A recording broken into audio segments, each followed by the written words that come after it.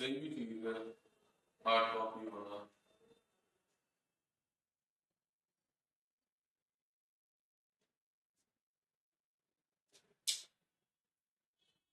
क्योंकि इसमें एनालिसिस भी करना होता है क्वेश्चन में, तभी तो उसमें काफी अंडरलाइन करेंगे।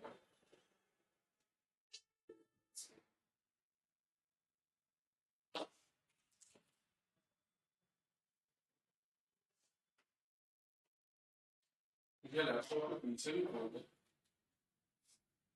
सही है, नहीं होगा।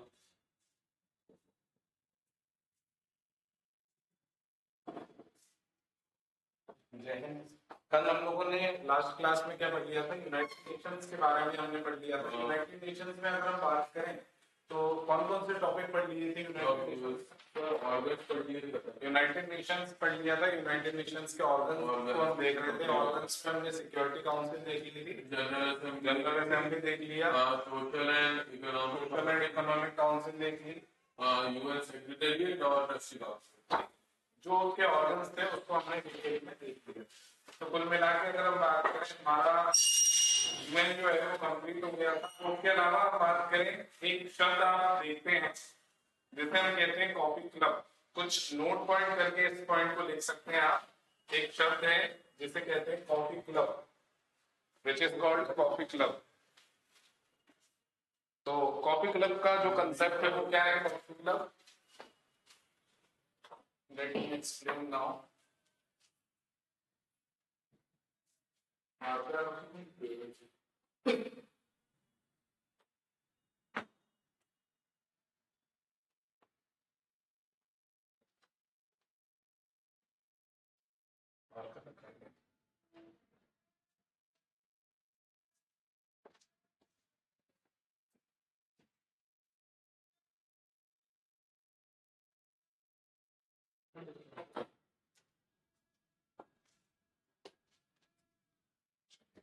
तो आगे बात करते हैं।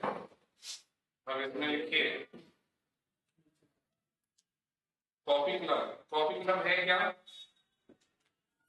टर्म है आपकी कॉफी क्लब। क्या होता है कॉफी क्लब? तो इसमें लिखिए आप, कॉफी क्लब उन देशों के समूह को कहते हैं जिन्होंने G4 के प्रस्ताव का विरोध किया। कॉफी क्लब, कॉफी क्लब उन देशों के समूह को कहते हैं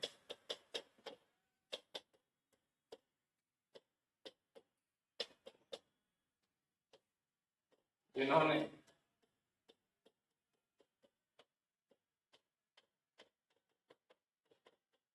G4 का विरोध किया।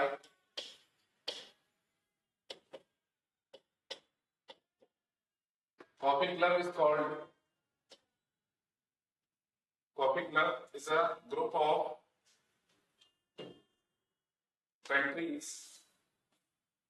Coffee club is a group of countries which opposed the proposal of G4, which opposed the proposal of G4.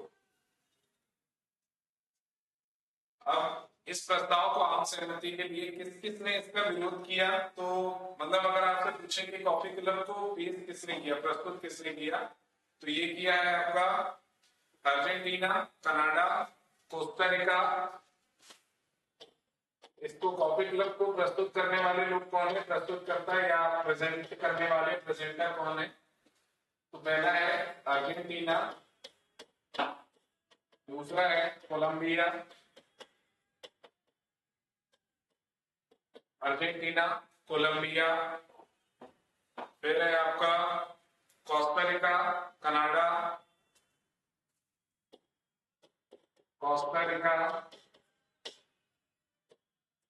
Canada,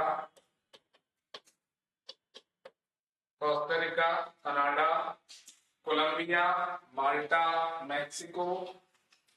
Colombia हो गया ना, Malta, Mexico, Colombia, Malta, Mexico. उसके अलावा पाकिस्तान, इटली, स्पेन और तुर्की। पाकिस्तान, इटली, स्पेन व तुर्की, स्पेन व तुर्की। तो ये सारे जो है आपके क्या हो जाएंगे, प्रस्तुत करते हैं। या कॉफी क्लब का ये वो क्लब है जो किसका विरोध कर रहा है, G4 का, ठीक है। These are the अपोज कर रहे हैं, ये कॉफी क्लब वाले मेंबर हैं जो G4 को अपोज कर, ठीक है।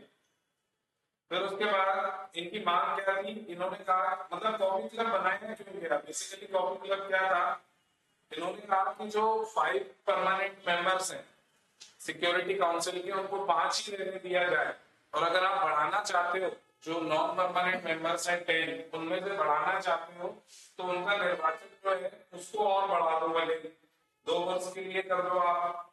और उसके अलावा सुरक्षा परिषद की कुल सदस्य संख्या 25 होना चाहिए, जिसमें 15 मतों से निर्णय, मतलब अभी क्या होता है 10 + 5 है 15 है, लेकिन आगे चल के 25 करो, ये इन्होंने 3 सुझाव दिए। पहली बात तो 5 परमानेंट मेंबर से एक्स्ट्रा ना हो, दूसरी बात इन्होंने कही कि भाई अगर आपको करना है, मतलब बढ़ाना है, तो कार्यकाल बढ़ा दो, जो नॉन परमानेंट मेंबर्स हैं उनका 2 साल कर दो।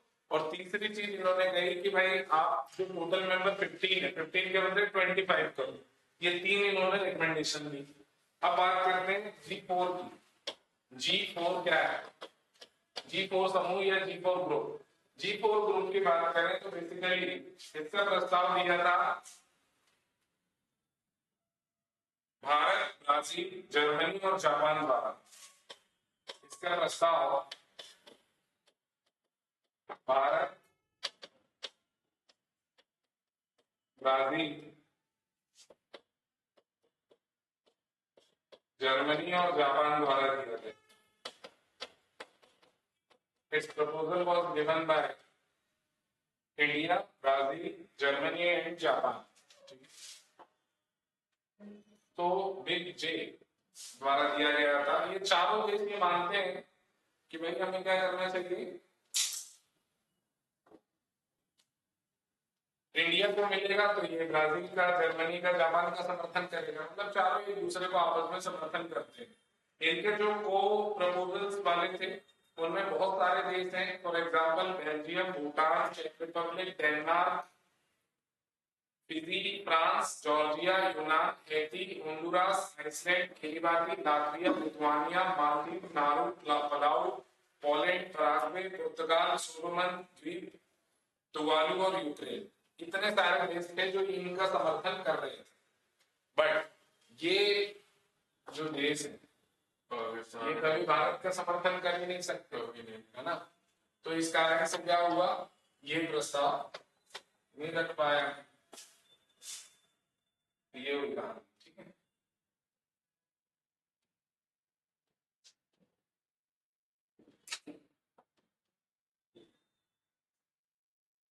ये हो गया आपका। अब इन्होंने क्या प्रस्ताव दिया, इन्होंने कहा कि 6 नए स्थायी सदस्य होने चाहिए, और उनके अलावा क्या होना चाहिए, इनका जो प्रपोजल था, प्रस्ताव, इन्होंने क्या कहा, इन्होंने कहा कि भाई 6 मेंबर्स होना चाहिए परमानेंट, लेकिन इनकी एक शर्त है। क्या शर्त है कि किसी के भी पास वीटो नहीं होना चाहिए। क्या नहीं होना चाहिए, नो वीटो, वीटो का पावर नहीं होना चाहिए। अभी क्या है, सभी के पास वीटो है, तो एक ना एक वीटो लगा देता, फॉर एग्जांपल चाइना या अमेरिका, रशिया, कोई भी। उसके अलावा G4 के अलावा 2 स्थायी सदस्य अफ्रीकी महाद्वीप से भी होना चाहिए। मतलब ये जो G4 है इनको तो शामिल करो ही आप। G4 के अलावा 2 मेंबर कहां से, 2 सदस्य अफ्रीका महाद्वीप से। 2 members are from African continent other than G4, ठीक है। 2 members are from African continent other than G4। फिर उसके बाद 4 नए अस्थायी सदस्य, 4 नए अस्थायी सदस्य, 4 न्यू नॉन परमानेंट मेंबर्स। तो टोटल कितने हो जाएंगे, 10। ये भी बढ़ गए, तो कुल सदस्य इनके अनुसार भी कितने होने चाहिए, 25। टोटल मेंबर 25 होने चाहिए। ये इनके प्रस्ताव थे, प्रपोजल्स थे, ठीक है।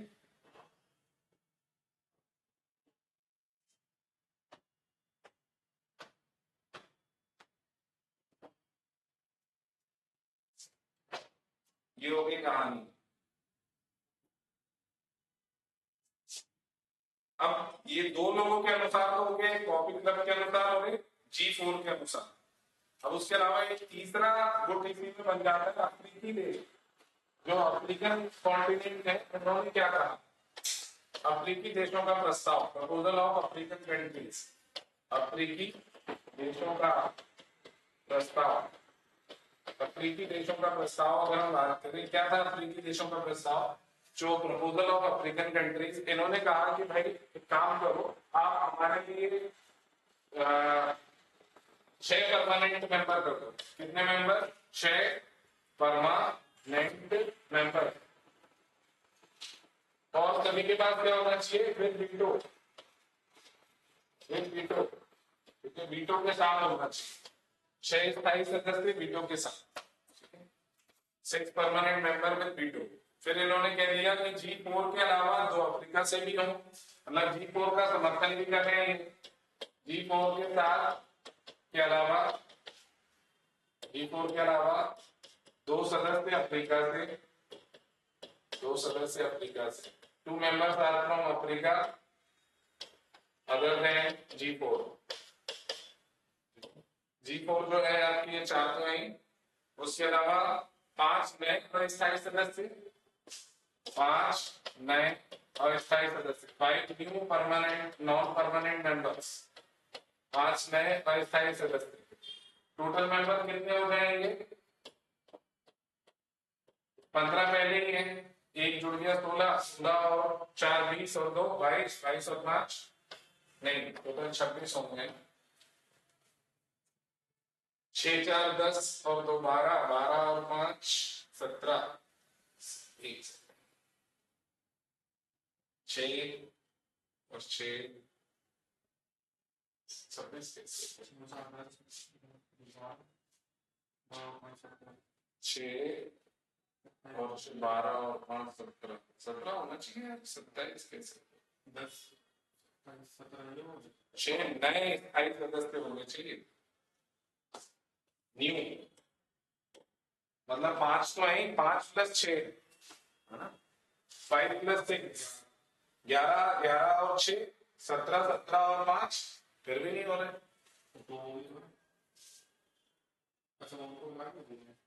देखो 6 5 11, 11 और 4 15, 15 और 5 20, 20 और 2 कैसे हो रहे थे?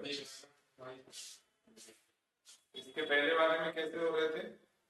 उसके पहले वाले में 6, G4 वाले ने भी कहा कि भाई 6 नए स्थायी सदस्य चाहिए, 6 ये जोड़ दे रहे हैं।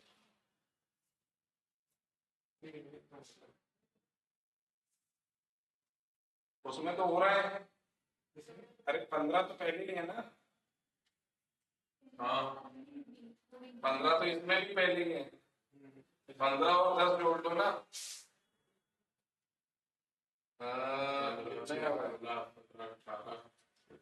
18 हो रहे हैं, हाँ 26 कैसे? हाँ 15, हाँ ये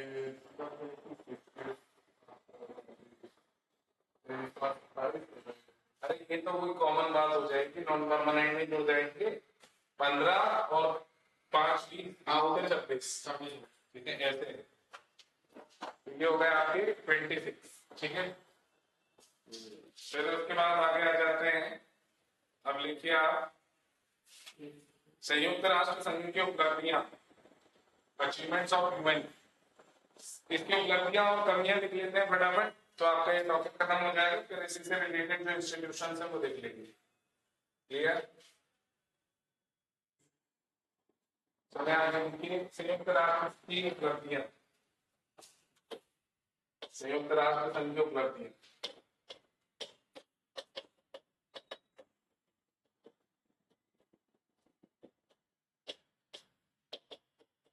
संयुक्त राष्ट्र संघ की उपलब्धियां, इसमें लिखे फटाफट अचीवमेंट्स ऑफ यूएनओ या यूएन या यूएनओ, एक ही बात है। पहला है विश्व शांति और सुरक्षा बनाए रखने में योगदान करना, विश्व शांति व सुरक्षा विश्व शांति को सुरक्षा बनाए रखने में योगदान करना।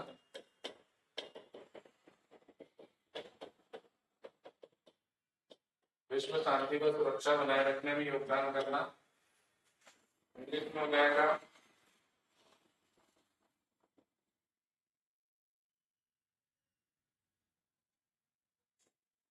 providing contribution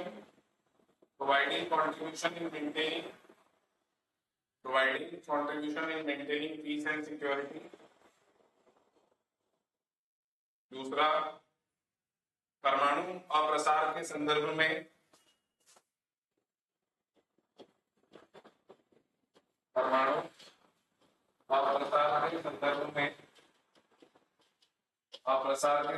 में संयुक्त राष्ट्र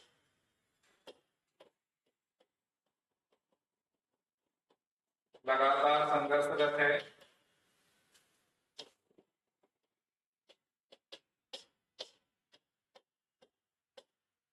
इंग्लिश में हो जाएगा The United Nations is continuously involved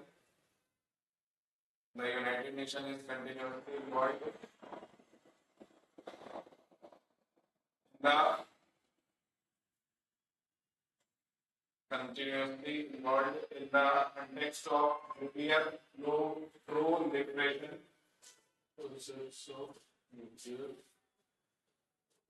proliferation। NPT treaty है ना।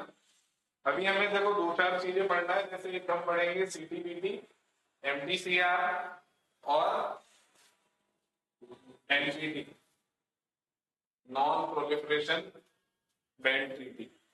ये सब कुछ पढ़ना है, सीटीबीटी, एमटीसीआर, एनपीटी।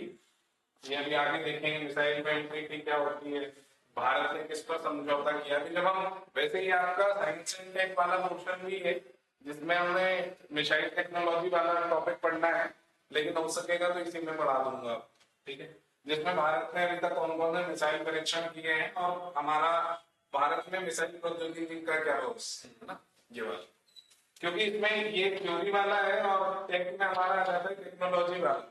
उसमें ये पूछता है कि भाई अगर चंद्रयान गया है या फिर हमारा जो अभी सूर्ययान मिशन होने वाला है, मिशन गगनयान है, सूर्ययान है, जो भी है, तो इनमें जो वो हुआ व्हीकल यूज हुआ है वो कौन सा व्हीकल है, प्रपल्सन इंजन कौन सा है, किस स्टेज का है ना। जैसे कि फॉर एग्जांपल आपसे अगर पूछ ले कि भाई जीएसएलवी और पीएसएलवी में बेसिक डिफरेंस क्या है ना, जियो सिंक्रोनस लॉन्च व्हीकल क्या है, पोलर सिंक्रोनस लॉन्च व्हीकल क्या है, या फिर इसमें जो ईंधन यूज होता है उसमें क्या डिफरेंस है ना, कितने डिग्री पर उसको बनाना पड़ता है, या फिर किन किन देशों के पास क्रायोजेनिक फ्यूल बनाने की टेक्निक्स है, भारत कौन सा देश है जो अंतरिक्ष में पहुंचा है, फिर भारत किस क्रम का देश है जिसने परमाणु बम बनाने की या परमाणु संपन्न कंट्रीज में शामिल होने वाला भारत कौन सा देश है।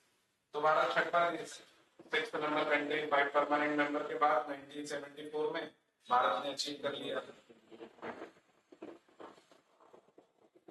वो भी लगाए गए थे सैंक्शंस, बहुत सारे बैन लगाए गए थे, वो सब बताऊंगा अभी, है ना।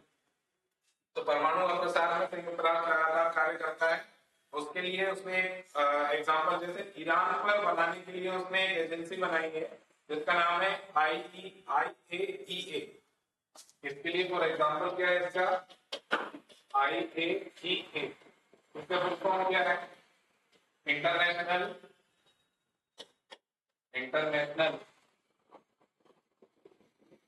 एटॉमिक एनर्जी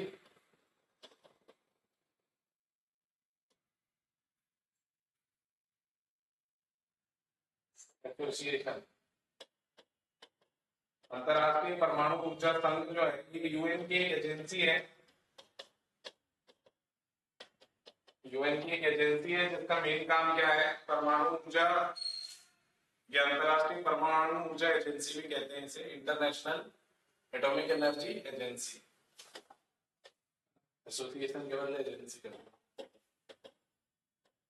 ये संयुक्त राष्ट्र की क्या है, एजेंसी है। इसका मुख्य काम क्या है, ये सिफारिश करती है और फिर यूएन उस पर बैन लगा देता है। फॉर एग्जांपल ईरान पर जो है अभी इसी के आधार पर बैन लगा हुआ है। इसका फुल फॉर्म पूछ लेता है, IAEA का क्या है, ये यूएन की एक स्पेशलाइज्ड एजेंसी है। उसके अलावा और क्या करता है यूएन, विश्व में उपनिवेशवाद और साम्राज्यवाद के अंत में, विश्व में साम्राज्यवाद व उपनिवेशवाद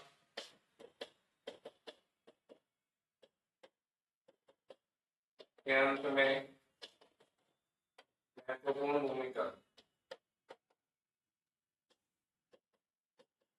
निभाता है। UN plays an important role. US played an important role in the formal end of colonialism. UN plays an important role In the formal end of formal formal end of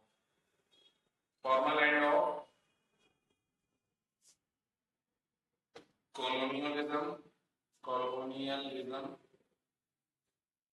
and imperialism in the world. उसके अलावा संयुक्त राष्ट्र द्वारा विश्व से कितने point हो गए? ये चौथा है। हाँ चौथा है। गरीबी, अशिक्षा, भुखमरी,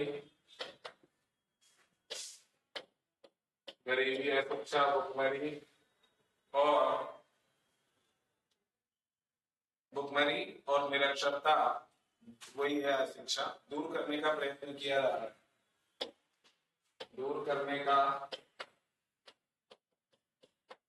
प्रयत्न किया जा रहा है।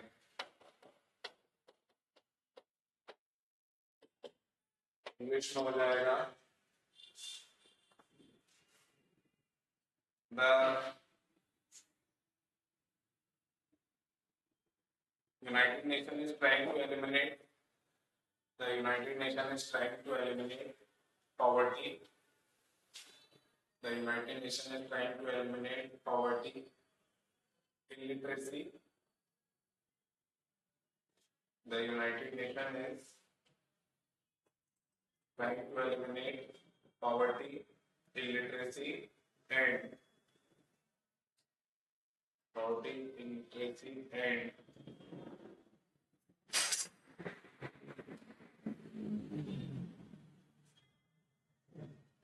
hunger from the world. तो दुनिया से ये सब खत्म करने की कोशिश ही कर रहा है। लास्ट पॉइंट है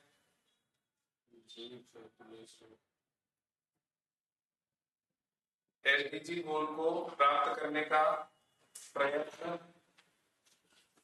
SDG गोल्स को प्राप्त करने का प्रयत्न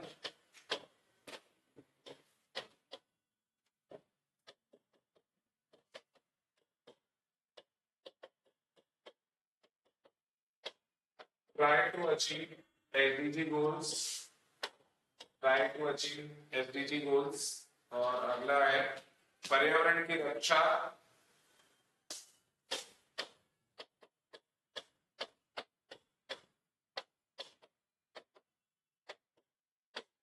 इसे क्या कहेंगे हम, पर्यावरण की रक्षा को प्रोटेक्टिंग द एनवायरमेंट। इसके लिए Rio+20 हाल ही में आयोजित किया गया। रियो डी जनेरियो का पहला सम्मेलन 1992 में हुआ था। रियो डी जनेरियो ब्राजील का एक शहर है, समिट भी कहते हैं। उसके 20 साल बाद भी ये सम्मेलन हुआ, तो उसका एक बेस्ट एग्जाम्पल एनवायरमेंट के लिए क्या है। तो ये कुछ पॉइंट हो गए इसकी उपलब्धियों में या अचीवमेंट्स ऑफ यूएन। जब हम बात करते हैं तो ये हो जाएगा आपका Rio+20। अब हम बात करते हैं इसकी कमियां, संयुक्त राष्ट्र की कमियां।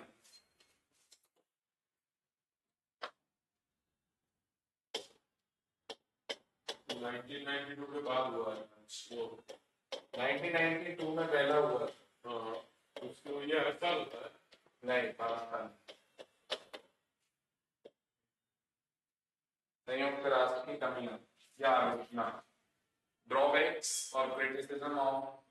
Nations. Drawback of all criticisms of UN. पहला पॉइंट हो जाएगा, आलोचकों के अनुसार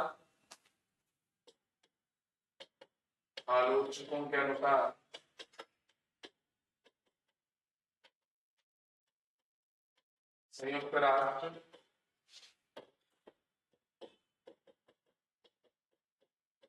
शक्तिशाली देशों के आलोचकों के अनुसार संयुक्त राष्ट्र शक्तिशाली राज्यों के हितों को पूरा करने का एक उपकरण मात्र है। हितों को पूरा करने का एक उपकरण मात्र है। इंग्लिश में हो जाएगा, according to critics, United Nations is merely a tool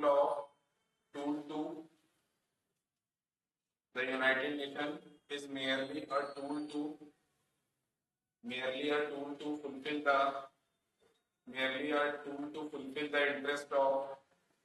fulfill the interest of powerful states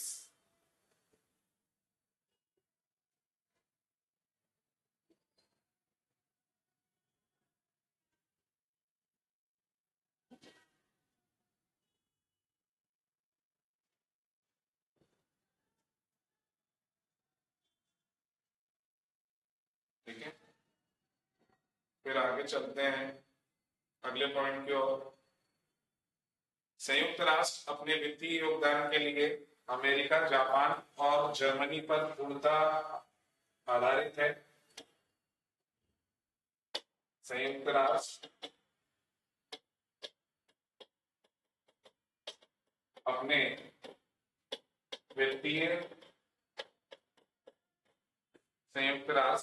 वित्तीय योगदान के लिए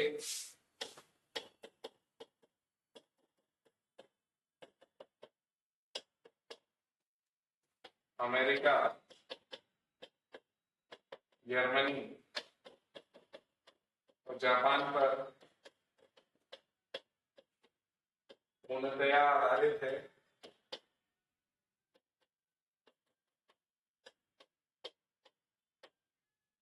UN is completely निर्भर है, लिखें तो ज्यादा अच्छे, निर्भर है, is completely dependent on USA, Germany and Japan, completely dependent on USA, Germany and Japan for their financial assistance. Completely dependent on USA, Germany and Japan for their financial assistance. UN is completely dependent on America, Germany and Japan for its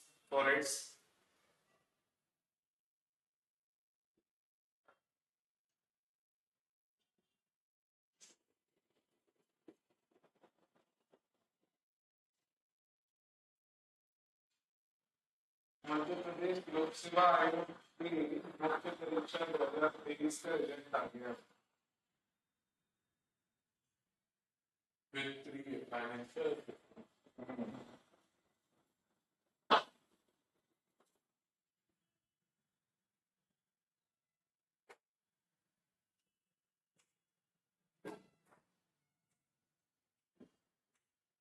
आगे चलते हैं।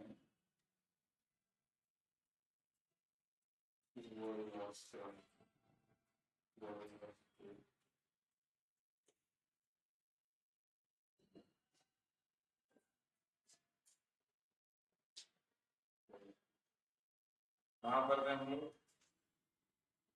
फिर उसके बाद अगला point है, संयुक्त राष्ट्र के पास वित्त का अभाव है।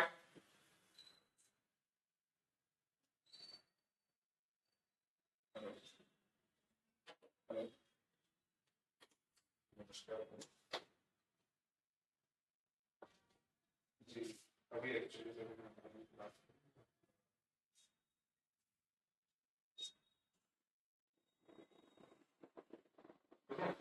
वो उसमें क्या हो जाएगा आपका तो ये पार्टी प्लाट भी है किस चीज का ये जो आपने भेजा है 87 पार्टी में 87 और 13% होगा।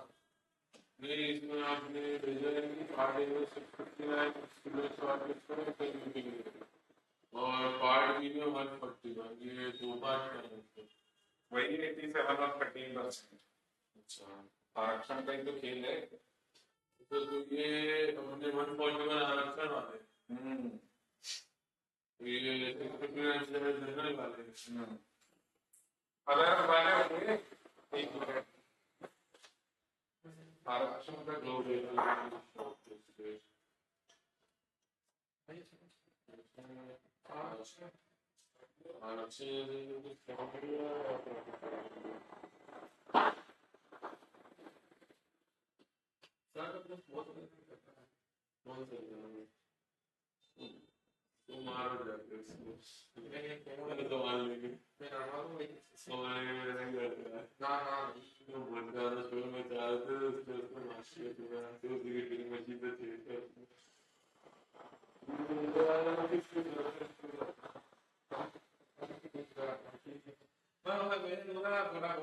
टाइट हुआ तो बिल्कुल ढीला था ना इससे वो ज्यादा ठंडा चली गई तो थोड़ी सी बदली लगी यार दीवारी में होता ना बीच वाली ठीक है आज नहीं यार अरे ठीक है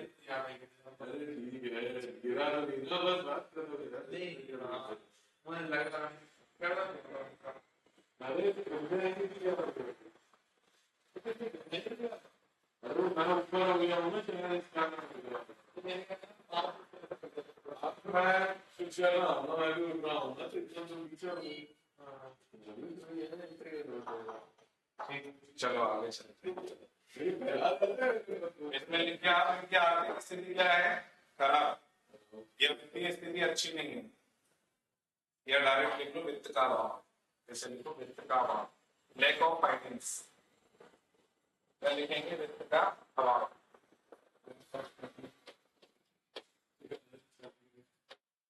डायरेक्ट मनी नहीं लैक ऑफ फाइनेंस। फिर उसके बाद लिखेंगे आप अमेरिका ने यूएन की अनुमति के बिना 2003 में इराक पर आक्रमण कर दिया। देखो बड़े देश कुछ भी करें कोई दिक्कत नहीं, छोटा देश करते तो उसको सब पीटते। अमेरिका ने 2003 में यूएन की परमिशन को क्या बोलते हैं इजाजत के बिना, इजाजत उर्दू वर्ड इसे कहते हैं अनुमति। अनुमति के बिना इराक पर आक्रमण कर दिया।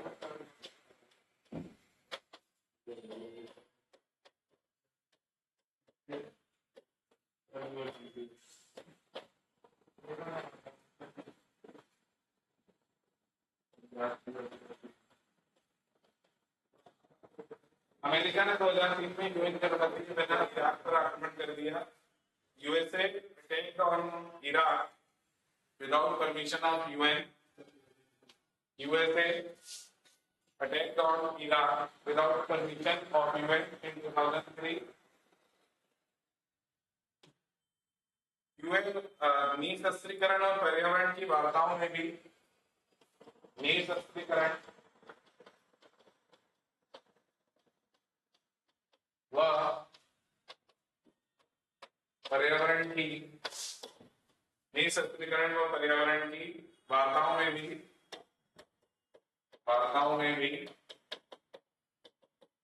संयुक्त राष्ट्र का योगदान नगण्य है। संयुक्त राष्ट्र का योगदान नगण्य है।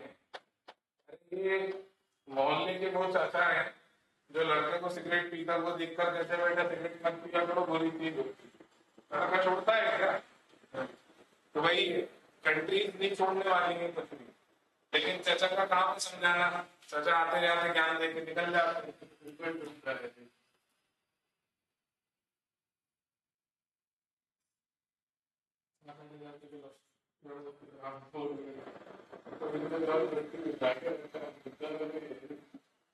यूएनपी ठीक है। The contribution of UN in the negotiations, the contribution of the UN in the negotiations, on disarmament and environment, negotiations on disarmament and environment, disarmament and environment is also negligible. Environment and environment is also negligible. ठीक है। यहाँ पर ही आपका होता है topic जो question में अलग से लिखना था। तो अगर आपसे एक प्रश्न आ जाए कि बताइए वर्तमान युग में संयुक्त राष्ट्र की प्रासंगिकता, वर्तमान में संयुक्त राष्ट्र की या संयुक्त राष्ट्र संघ की प्रासंगिकता, मतलब इसके होने का क्या मतलब है? ये नहीं भी होगा तो काम चल जाएगा कि नहीं?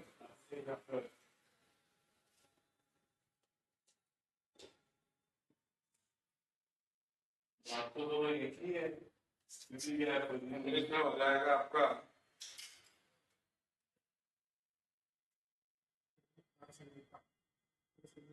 relevance of the UN, relevance of the UN,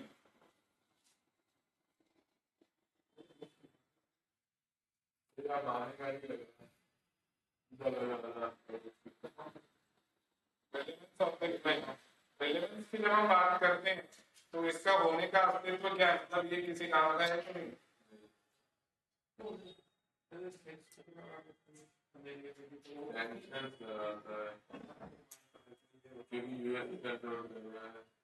इसमें लिखिए पहला पॉइंट, संयुक्त राष्ट्र की विफलता का मूल कारण, संयुक्त राष्ट्र की विफलता का मूल कारण इसकी संयुक्त राष्ट्र की या संयुक्त राष्ट्र संघ लिखते हैं तो कोई बुराई नहीं है, आप यूएनओ भी लिख सकते हैं ना। तो आपको बुरा लग रहा है कि संयुक्त राष्ट्र अमेरिका को तो नहीं कह रहे, तो यूएनओ है। संयुक्त राष्ट्र संघ की विफलता का मूल कारण इसकी अक्षमता नहीं बल्कि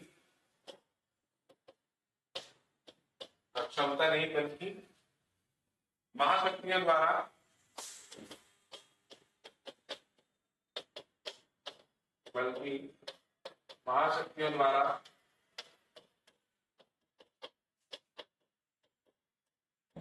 इसको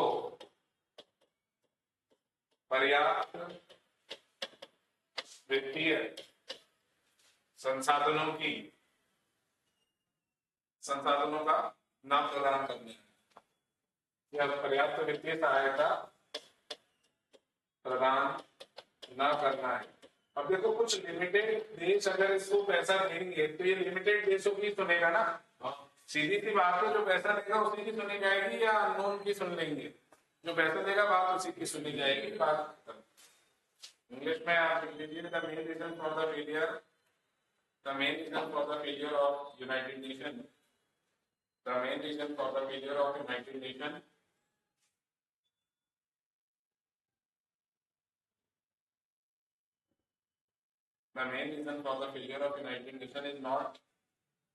is not its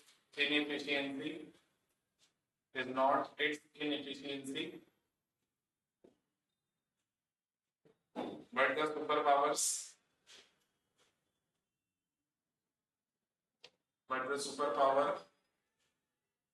weakening it,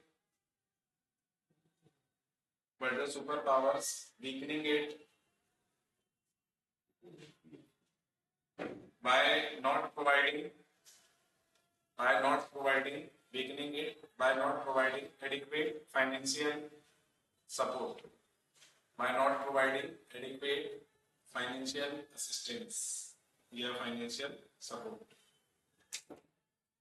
अगला पॉइंट, संयुक्त राष्ट्र वर्तमान में अत्यधिक प्रासंगिक है। संयुक्त राष्ट्र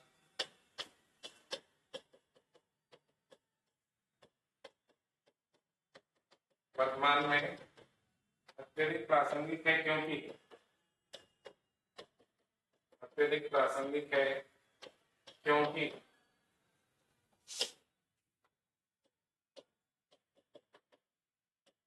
वर्तमान क्योंकि वर्तमान में इसलिए प्रासंगिक है क्योंकि वर्तमान विश्व की समस्याएं सार्वभौमिक प्रकृति की है। वर्तमान विश्व की समस्याएं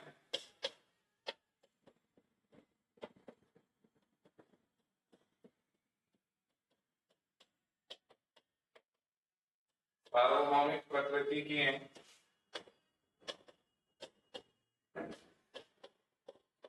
जिससे अकेले राज्यों को निपटना मुश्किल है।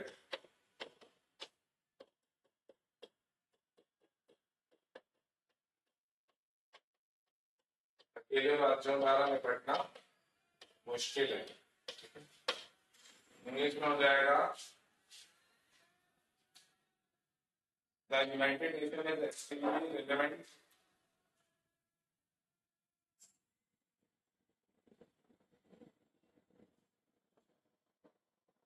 United Nations is extremely relevant at present. Extremely relevant at present. As the problems of the present world, as the problems of the present world are, as the problems of the present world are of universal nature, which no state can solve alone. Universal nature, which no state can solve alone. Which no state can solve alone. अगला point, संयुक्त राष्ट्र संघ एक ऐसा मंच है जहां संयुक्त राष्ट्र संघ एक ऐसा मंच है जहां विश्व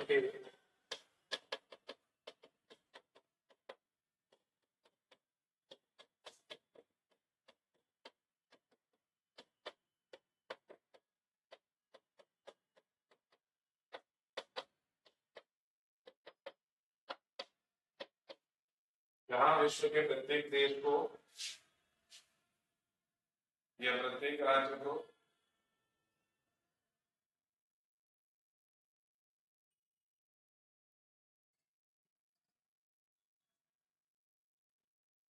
इकट्ठा होने का अवसर मिलता है।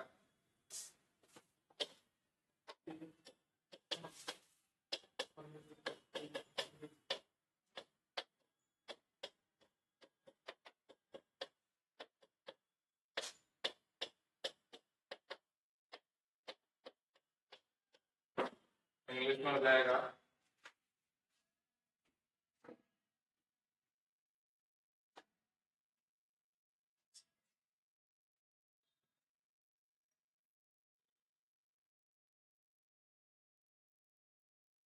The UN is a platform where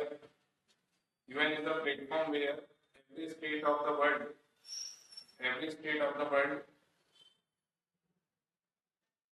gets an opportunity to gather.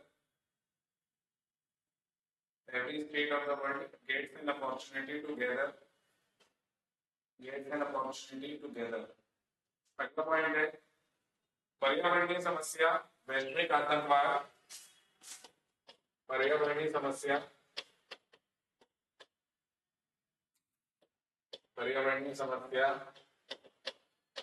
वैश्विक आतंकवाद,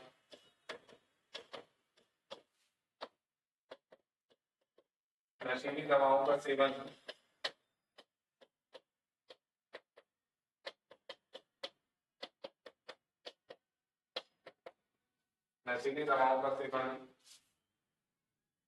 सेवन नहीं, व्यापार इत्यादि के समाधान के लिए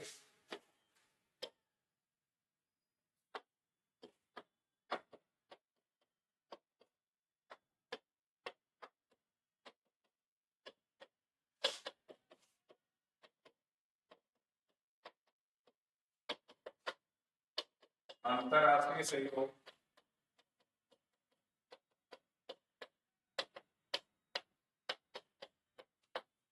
आवश्यक है।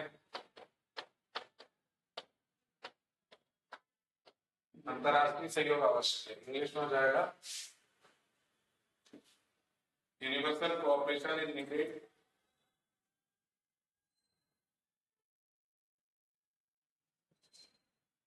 universal cooperation is needed to find cooperation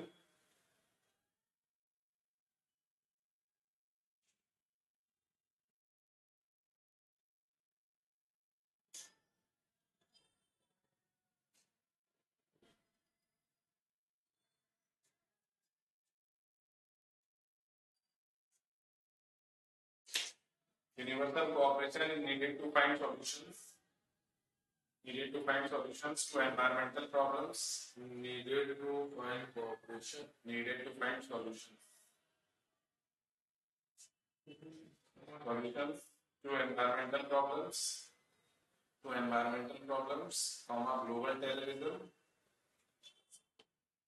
terrorism comma drug trade etc जो नशीली दवाएं होती है उनका व्यापार।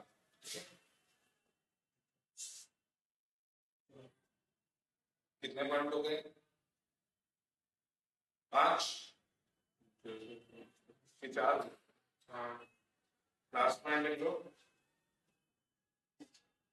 संयुक्त राष्ट्र, यदि संयुक्त राष्ट्र कुछ मुद्दों पर विफल हो रहा है तो यह महाशक्तियों के कारण है। लास्ट कंक्लूसिव पॉइंट लिख लो, यदि संयुक्त राष्ट्र संघ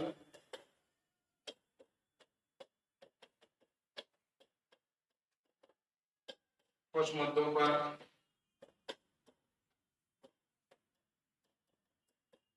विफल हो रहा है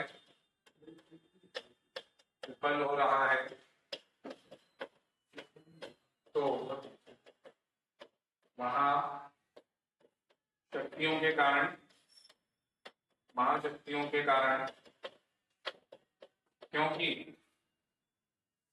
यह महाशक्तियों के कारण है। संयुक्त राष्ट्र को प्रभावशाली बनाने के लिए संयुक्त राष्ट्र को प्रभावशाली बनाने के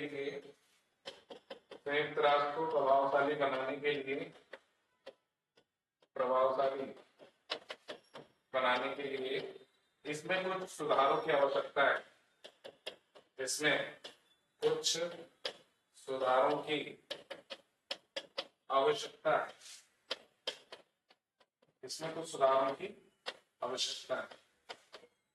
इंग्लिश में हो जाएगा, इंग्लिश में एक पॉइंट आप लिख लेंगे, The United Nations is failing on some issues. If the United Nation is failing on some issues, it is because of the superpowers.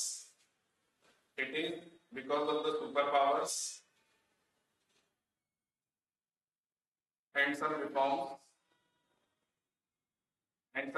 are needed. To make the United Nations effective. And some reforms are needed to make the United Nations effective. ठीक है, ये हो गया आपके United nation effective. तो इसमें Indian secretary बैठ जाएगा तो इंडियन सेक्रेटरी कुछ नहीं होगा, इंडिया वाला तो भी क्या होगा, उसको भी वैसे ही काम करना पड़ेगा जैसे यूएन बोलेगा। सेक्रेटरी, आप जनरल सेक्रेटरी बिठा भी दोगे तो उससे कुछ थोड़ी ना होगा। तो उसको रन कौन करता है? सेक्रेटरी करता है। अरे तो उसके हाथ में पावर होती है क्या? पैसा जहां से आएगा उसकी भाषा बोलोगे कि अपनी भाषा बोलोगे? वर्ल्ड बैंक का सीईओ कौन है इस समय? अजय बंगा। कौन है? भारतीय सिख हैं, भारतीय मूल के सिख है ना, भारतीय हैं। अब जब भारतीय हैं तो वो भारत को सपोर्ट कर रहे हैं क्या? नहीं कर सकते भाई, आप वर्ल्ड बैंक में बैठ के भारत को डायरेक्ट कोई एंट्री दे सकते हो, तो आप कुछ नहीं कर सकते। आप सोच रहे हो कि इंडियन चले जाएगा तो कुछ कर लेगा, कुछ नहीं कर सकते आप, अमेरिका के सपोर्ट करना पड़ेगा। अंतरराष्ट्रीय संस्थाओं में अंतरराष्ट्रीय संस्थाओं की तरह काम करना पड़ता है। ऋषि सुनक इंग्लैंड के प्रधानमंत्री बन गए, हमें लगा भाई इंडियन बन गया बहुत सपोर्ट करेगा, इवन तो उससे पहले वाले ने भारत में ज्यादा इन्वेस्टमेंट दिया था।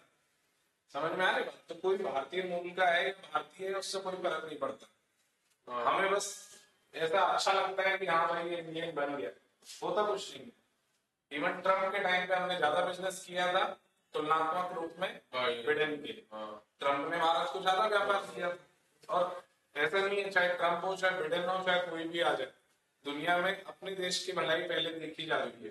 ठीक है, चलिए अब हेडिंग डालिए यूएनओ के महत्वपूर्ण निकाय, important bodies of UN.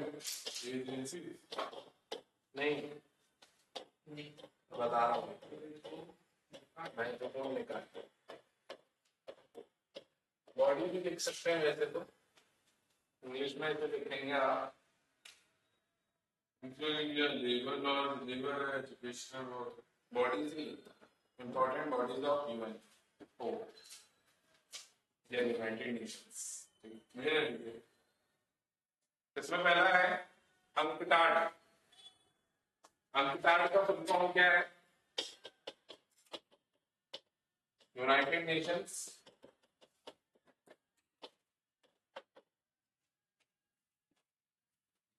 Council of या conference on trade and development, conference on trade and development.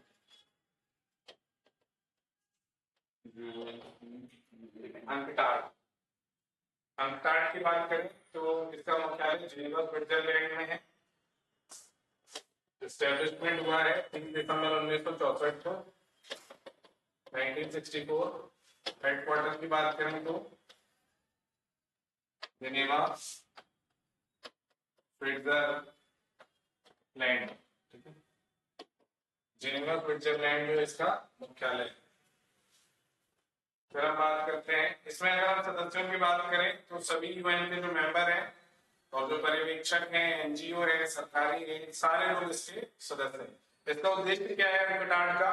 अल्प विकसित देशों के साथ त्वरित आर्थिक विकास हेतु, इसका बस उद्देश्य लिख लो, ऑब्जेक्टिव या उद्देश्य क्या है? सभी आर्थिक रूप से कमजोर देश या फिर सही अल्प विकसित देशों के त्वरित आर्थिक विकास हेतु, अल्प विकसित देशों के त्वरित आर्थिक विकास हेतु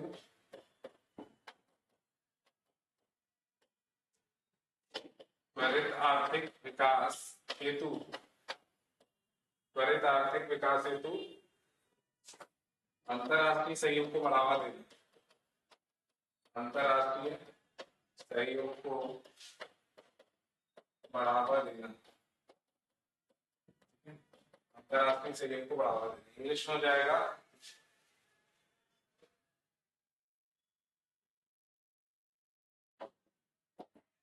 encourages international trade for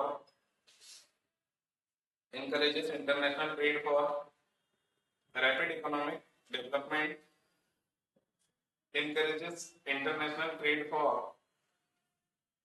encourages trade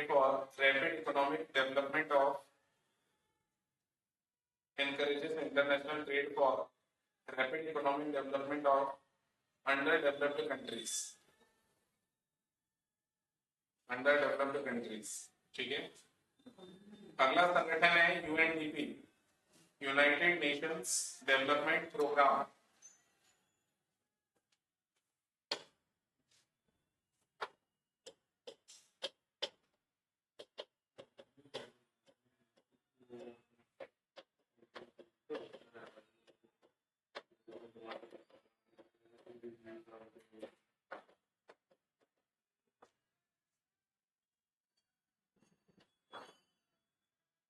London में कौन सी जगह, इंग्लैंड में? लॉस एंजल्स, ये अमेरिका में, New York, New York US. United nation development programme, United nation development 1965, United Nations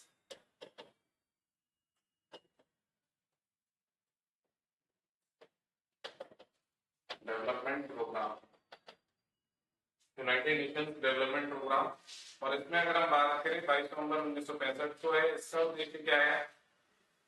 अल्प विकसित देशों द्वारा समान आर्थिक विकास हेतु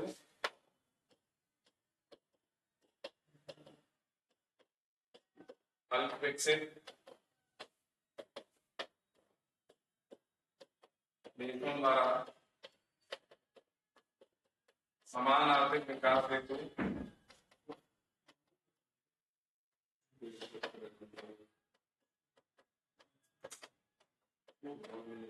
अंतर्राष्ट्रीय सहयोग को बढ़ावा देना।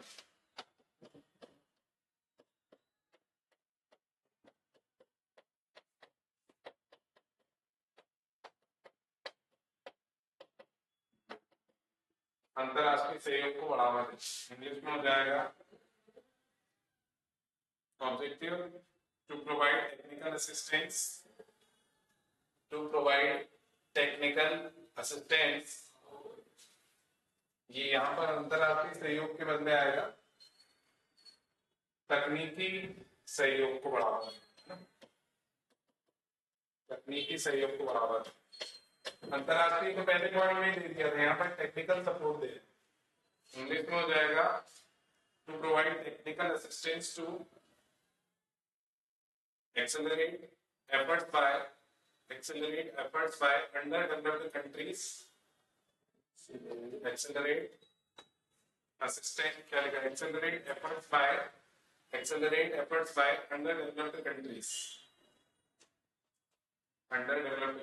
तीसरा हो जाएगा UNHCR।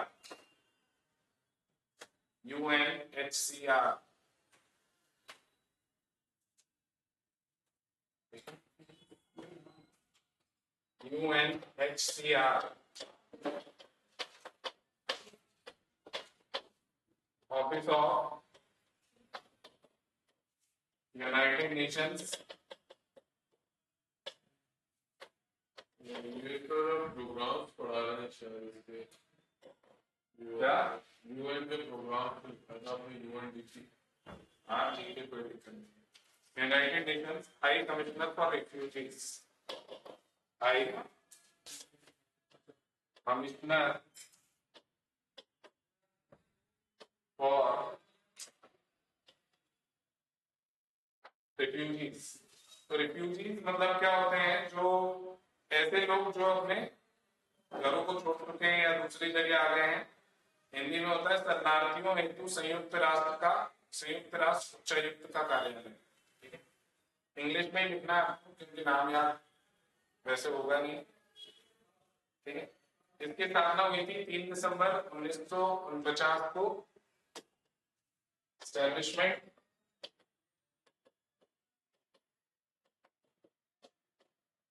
और इसका जो हेडक्वार्टर है वो है जिनेवा स्विट्जरलैंड में।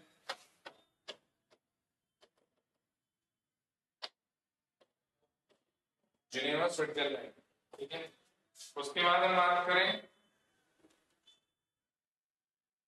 इनका उद्देश्य है शरणार्थियों की समस्याओं के प्रति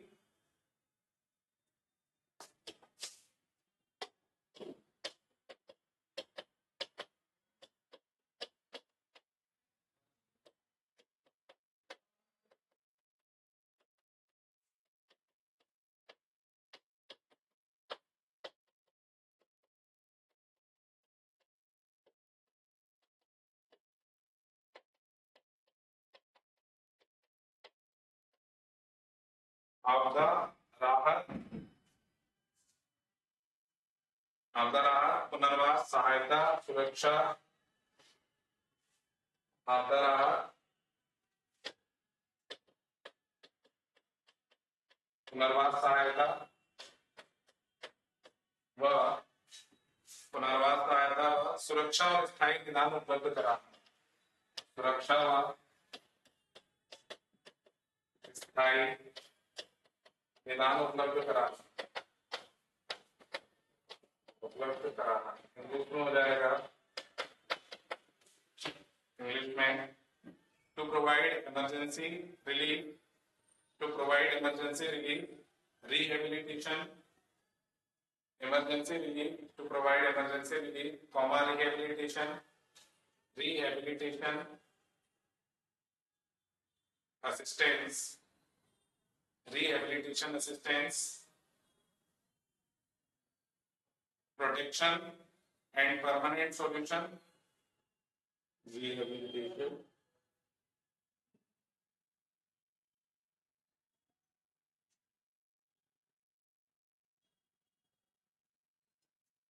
rehabilitation and rehabilitation assistance, comma protection and permanent solution, protection and permanent solution to the problems of refugees, permanent solutions to the problems of refugees. And fourth one is ये हो गया UNHCR, United Nations High Commissioner for Refugees, and last one is संयुक्त राष्ट्र बाल कोष यानी UN UNICEF, 1946 में इसकी स्थापना हुई, UNICEF establishment 1946, headquarter न्यूयॉर्क, ठीक है, यूनिसेफ। फिर हम बात करें इसका फुल फॉर्म क्या है, United Nations International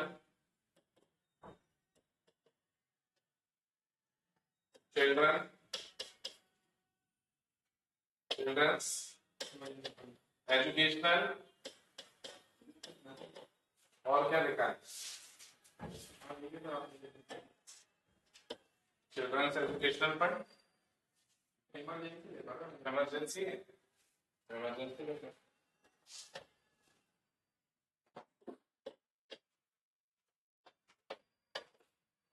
children's Emergency Fund, संयुक्त राष्ट्र बाल कोष 1946 न्यूयॉर्क। इसका उद्देश्य है अल्प विकसित देशों में स्थायी बाल स्वास्थ्य,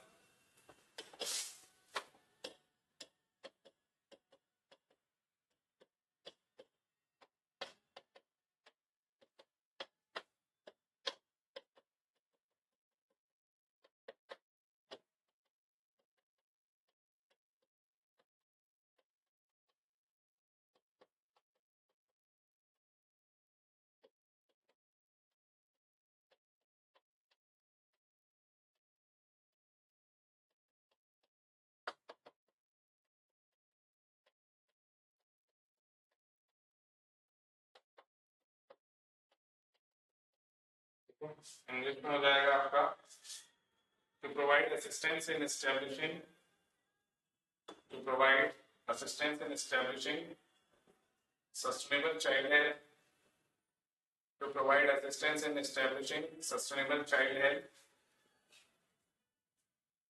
and welfare services in underdeveloped countries, and welfare services in underdeveloped countries, and welfare services in underdeveloped countries.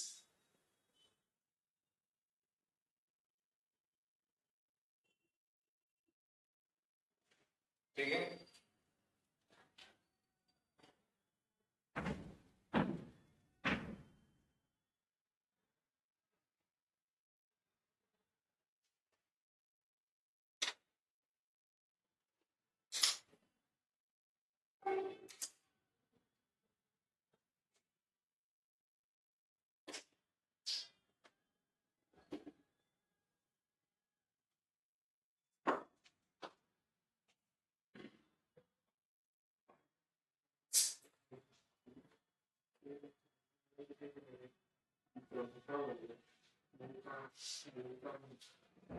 इसी में आप लिख लो, एक संस्था है, यहीं पर आगे लिख लो एमनेस्टी इंटरनेशनल, यहीं पर एक संस्था लिख लेते हैं, हम अलग से लिख रहे हैं, इससे रिलेटेड थोड़ा अलग टॉपिक है।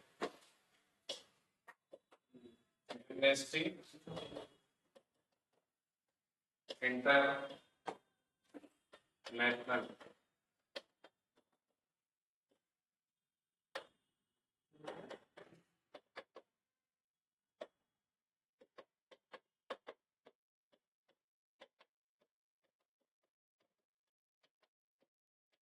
इसकी स्थापना कब और किसने की? तो 1961 में एस्टेब्लिशमेंट हुआ इसका।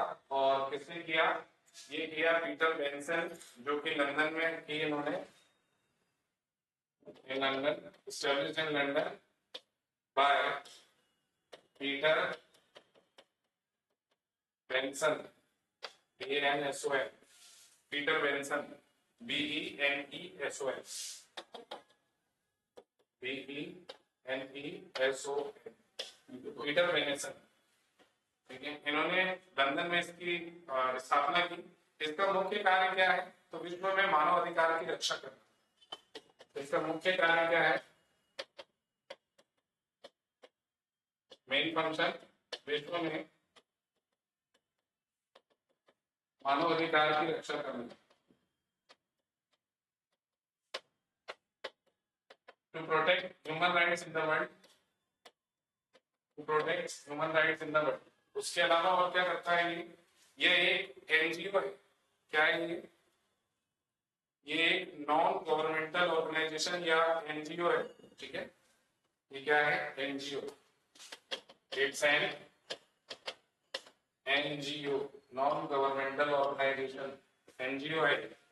उसके अलावा हम बात करें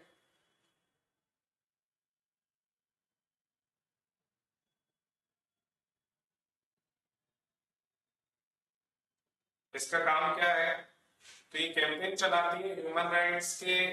अगर कोई भी सरकार जो है उसका अब्यूज कर रही है, आर्म या पॉलिटिकल ग्रुप्स उसका अपोज कर रहे हैं, कंपनीज, कोई भी व्यक्ति इंटरनेशनल लॉ के अगेंस्ट अगर ह्यूमन राइट्स का वायलेशन करता है तो एमनेस्टी इंटरनेशनल जो है उसके लिए काम करती है। इसका हेडक्वार्टर जो है लंदन में है और इसके करंट जनरल सेक्रेटरी हैं एग्नस कैलेमर्ड। ठीक है, इसका हेडक्वार्टर जो है वो कहां पर है? लंदन में है।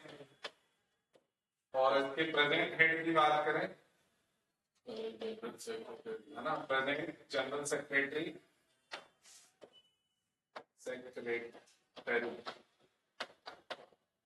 प्रेजेंट जनरल सेक्रेटरी का नाम है इनके एग्नस कैलेमर्ड।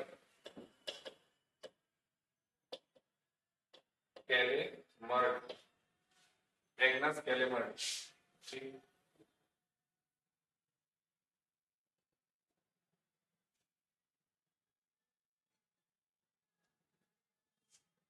इसकी सीईओ जो है वो इंडिया की है सच्चा देशमुख। सच्चा देशमुख, वो लिखने की जरूरत नहीं है।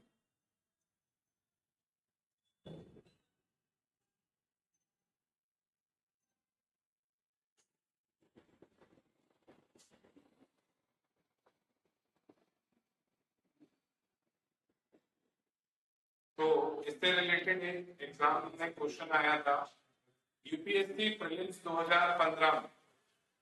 ठीक है, इससे रिलेटेड प्रश्न किस पे आया था? इंटरनेशनल से रिलेटेड।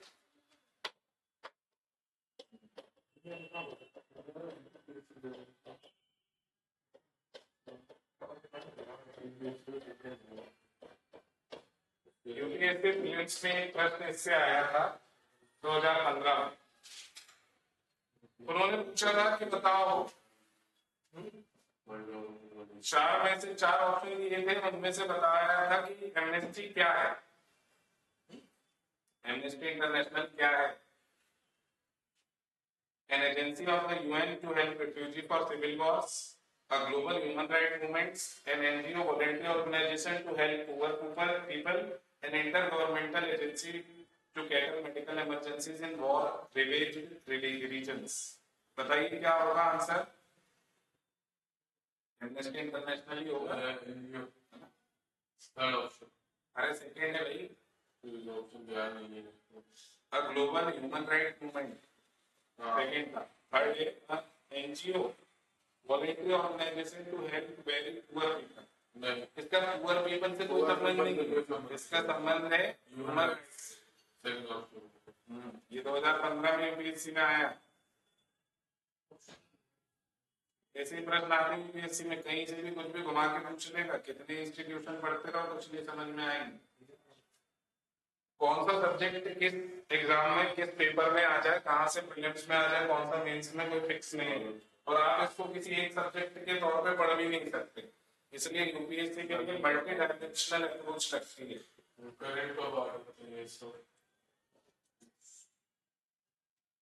करंट तब समझ में आता है जब आपको बेसिक पता होता है, नहीं तो यूपीएससी का करंट समझ में ही नहीं आता। करंट पढ़ के करोगे क्या जब तुम्हें बेसिक ही नहीं पता। उसने बोल दिया आगे में एमनेस्टी इंटरनेशनल ने इस पर केस किया, अब तुम्हें एमनेस्टी इंटरनेशनल पता ही नहीं है। अब मैं आपसे कोई संस्था पूछ लूं,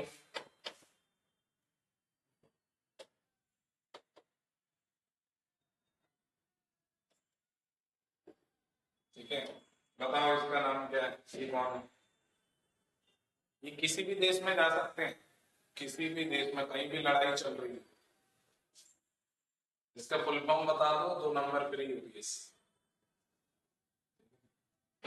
कौन है ये? Reporters without border.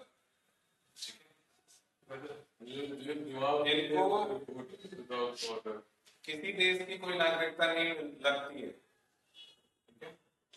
इसके बारे में बहुत सारे प्रश्न आ चुके हैं और ये जारी करता है वर्ल्ड प्रेस फ्रीडम इंडेक्स, जो दुनिया भर का प्रेस स्वतंत्रता सूचकांक होता है वो ये जारी करता है। इसे RWB या RSF भी कहते हैं, रिपोर्टर्स सेंस फ्रंटियर्स फ्रेंच में, इंग्लिश में रिपोर्टर्स विदाउट बॉर्डर। ये बेसिकली है क्या, ये इसका हेडक्वार्टर पेरिस में है। ये एक एनजीओ है, नॉन प्रॉफिट एनजीओ है, which focuses on safeguarding the right of freedom of information। ये किसके लिए काम करती है? फ्रीडम ऑफ इंफॉर्मेशन के लिए। और सबसे मेन चीज ये जारी करती है वर्ल्ड प्रेस रिपोर्ट इंडेक्स, ठीक है। ऐसे प्रश्न आते हैं यूपीएससी, पढ़ते हो फ्रीडम इंडेक्स, कितने पढ़ो फ्रीडम इंडेक्स, ठीक है। वर्ल्ड फ्रीडम प्रेस इंडेक्स जारी करती है और इस टाइप के प्रश्न ये पूछता है, ठीक है। तो ये हो गया आपका एमनेस्टी इंटरनेशनल, यहाँ पर बात हो गई खत्म हमारी। अब के बाद और क्या पूछा जा सकता है आपसे? पेरिस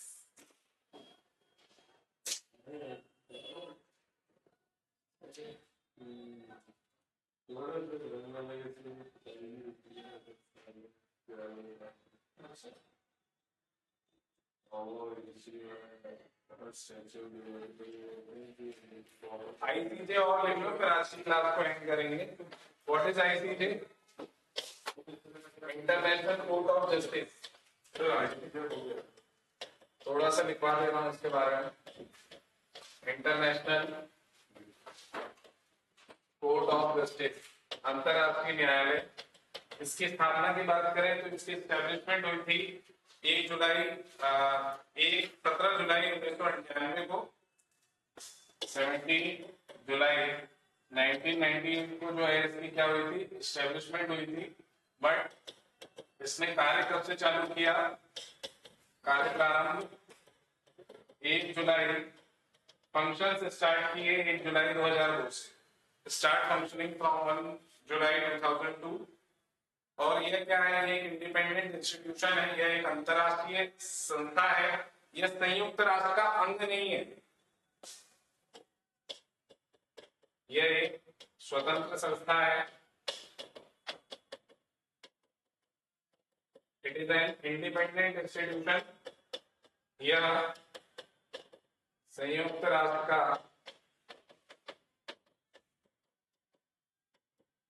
अंग नहीं है।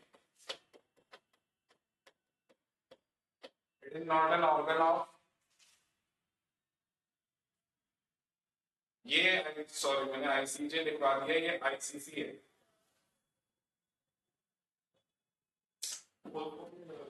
International criminal court,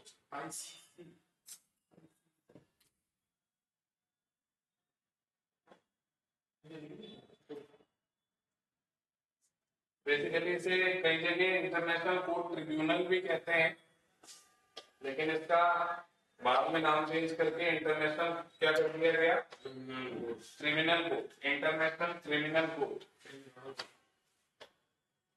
international criminal court.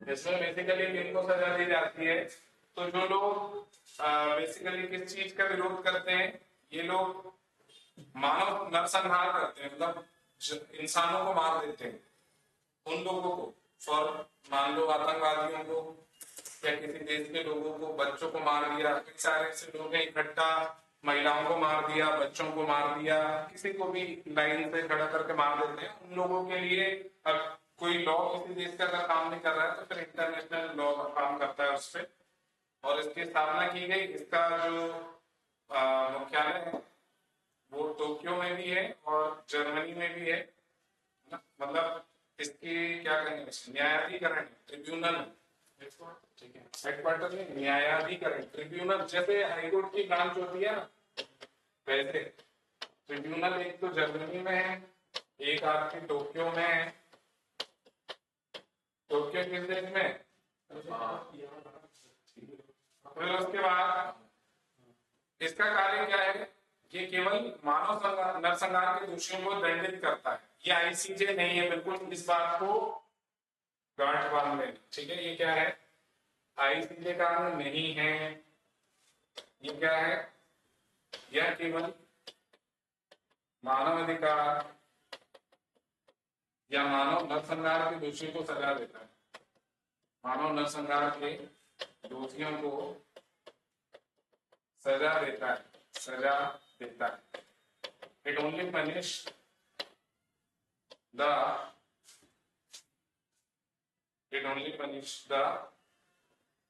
punish people guilty of genocide, punish people guilty of genocide।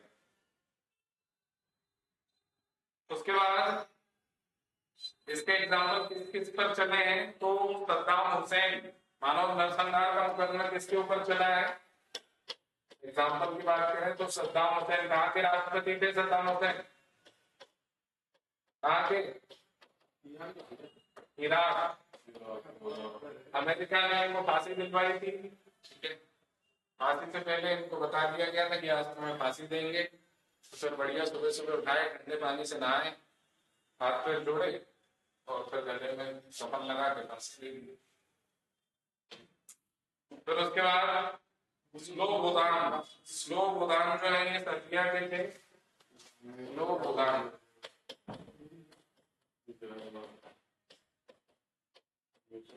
Slobodan Serbia. सोचो किसी को पता रहे कि हम मरने वाले हैं, क्या फीलिंग रहती है।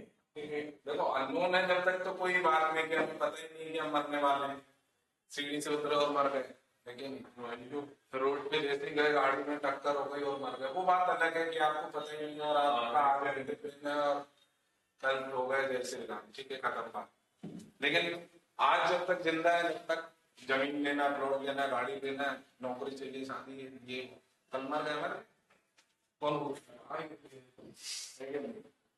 अगले Ross Taylor, Ross Taylor Liberia, Ross Taylor Liberia, Ross Taylor Liberia.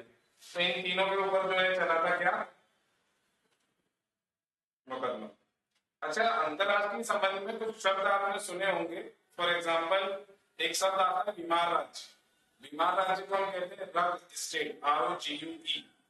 क्या होता है ये रग स्टेट, अमेरिका नहीं है, ROGUE, रोग, रोग, ROGUE। बीमार राज्य के लिए एक शब्द है ये रोग स्टेट। ये शब्द दिया किसने, ये शब्द दिया है अमेरिका ने, और अमेरिका क्या कहता है कि भाई जो देश पड़ोसी या पड़ोसी देश या अन्य राज्यों के लिए खतरा हो उसे हम बीमार राज्य कहते हैं, ठीक है। अमेरिका क्या कहता है, बीमार राज्य का कंसेप्ट क्या है,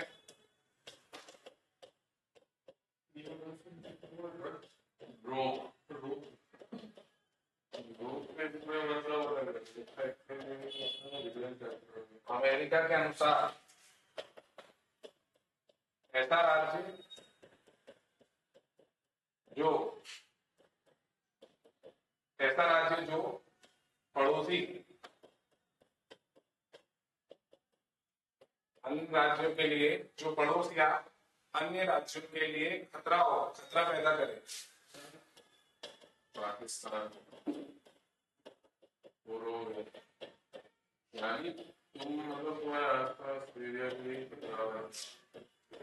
जैसे कि यहाँ रेडिएशन हो रहा है, फिर उसके बाद इसमें किस किस को कहा जाता है? एग्जाम्पल इसके ईरान, इराक, नॉर्थ कोरिया और लीबिया।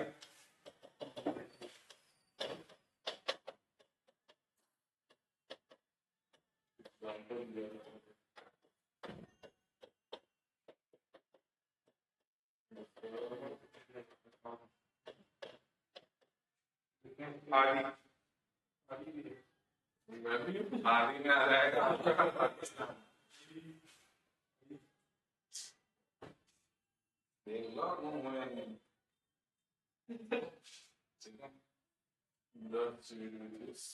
अब एक शब्द होता है फेल्ड स्टेट। असफल राज्य कौन सा है? एक कंसेप्ट है असफल राज्य।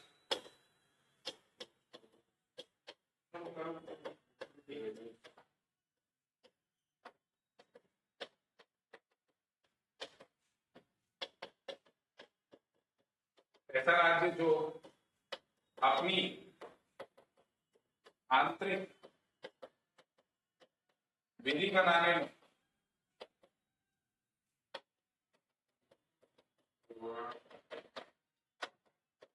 असफल रहता है,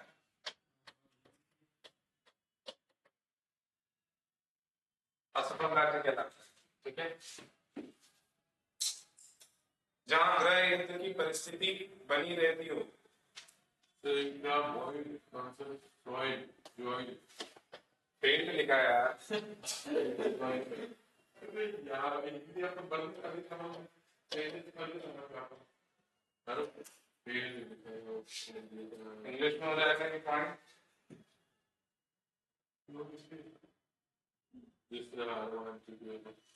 इंग्लिश में पॉइंट हो जाएगा आपका। A state which fails to maintain its internal legal order,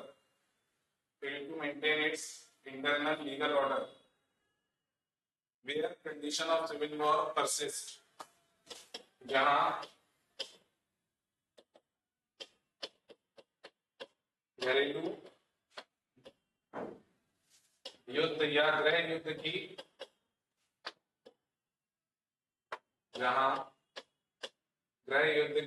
परिस्थितियां बनी रहे,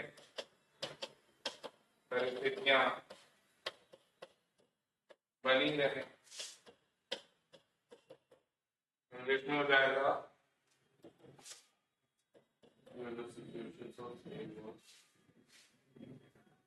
where conditions of civil war persist।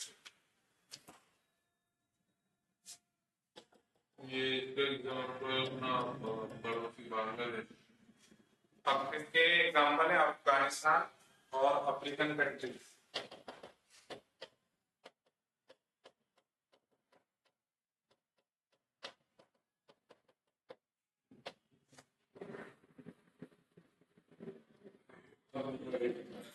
ये हो गए आपके कुछ छोटी छोटी डेफिनेशन है जो अंतरराष्ट्रीय राजनीति में बहुत ज्यादा काम आती है।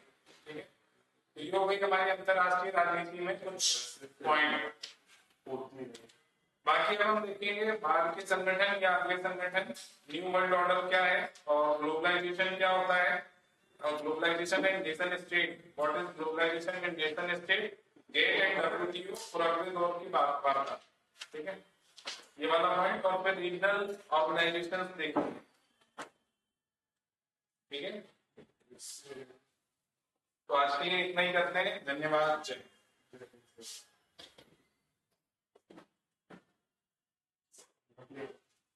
उससे लिखा परिस्थिति यानी होती है